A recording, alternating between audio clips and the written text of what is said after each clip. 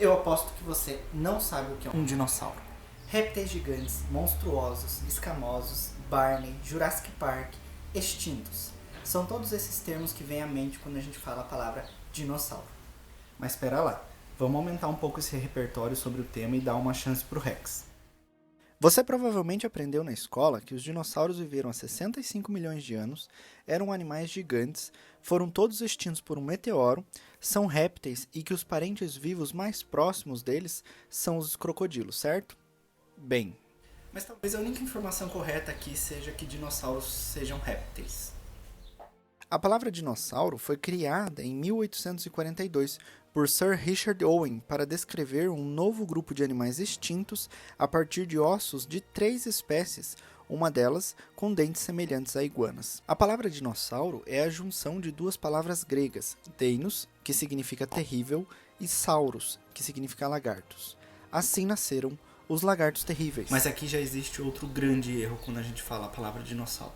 A palavra grega deinos, no contexto utilizado por Owen, se refere ao tamanho desses animais, não à sua feracidade, como eram retratados na década de 1850.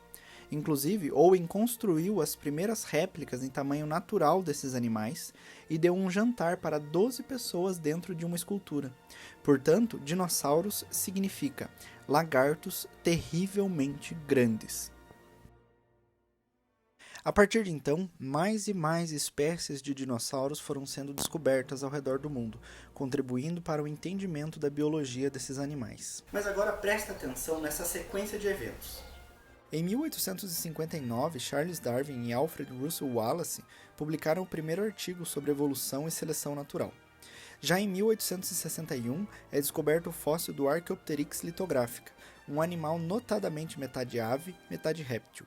Dando um pequeno salto temporal, em 1965, Willi Henning publica seu trabalho sobre sistemática filogenética, que ajuda a classificar os organismos de acordo com as suas histórias evolutivas, isto é, a relação de parentesco entre as espécies.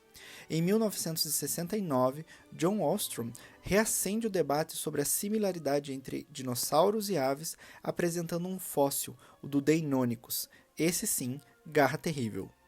Com o progresso da ciência, novas metodologias, descoberta de novos fósseis, a junção de áreas da biologia como a filogenética e a paleontologia, nós conseguimos aumentar o nosso conhecimento a respeito desses animais e compreender melhor a posição deles na árvore da vida.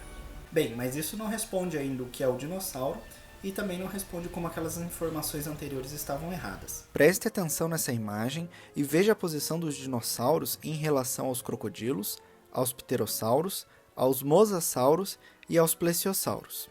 Aqui vai outra informação avassaladora. Pterossauros e os répteis marinhos não eram dinossauros. Filogeneticamente falando, ou seja, levando em conta a história evolutiva e as relações de parentesco, pterossauros são um grupo irmão de dinossauros. Os crocodilos surgiram antes que os dinossauros e os répteis marinhos, como mosassauros e os plesiosauros, são bem mais antigos. Mas por que então chamamos esses animais de dinossauros? Apesar desses organismos viverem numa mesma época, não significa que eles pertencem ao mesmo grupo. Cada macaco no seu galho. Mas e o meteoro? Pelo menos ele deve ser verdade, certo?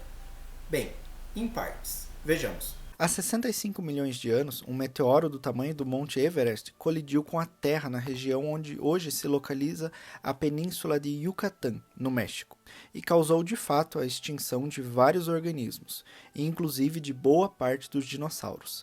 Eu disse boa parte. A verdade é que muitos desses organismos foram extintos antes do meteoro, como alguns répteis marinhos e algumas espécies de dinossauros. Com o meteoro, várias espécies de dinossauros foram extintos sem deixar descendentes, com exceção de um único grupo, os terópodes. Observe a imagem. As aves surgiram de um grupo de dinossauros bípedes e carnívoros. Sim, o mesmo grupo do tiranossauro e do velociraptor. Se diversificaram em número de espécies timidamente enquanto os grandes dinossauros reinavam, e foram elas que sobreviveram à grande extinção e voltaram a se diversificar. E hoje já somam mais de 10.400 espécies, as herdeiras do trono dos dinossauros.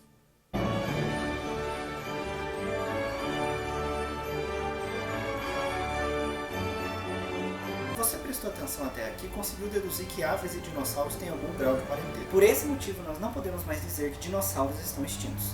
Aves são dinossauros. Aves são dinossauros. Complexo, não é verdade? Mas essa é a maravilha da história da vida na Terra e da evolução das espécies. Hoje, o nosso conhecimento sobre dinossauros está muito mais avançado do que há séculos atrás. E já não precisamos mais de um Jurassic Park para ver dinossauros. Basta abrirmos nossas janelas, ver e escutá-los. Precisamos aprender mais sobre esses animais, principalmente nós brasileiros, pois evidências fortes nos mostram que os dinossauros surgiram em terras onde hoje é o Brasil. Mas esse é um tema para um próximo vídeo.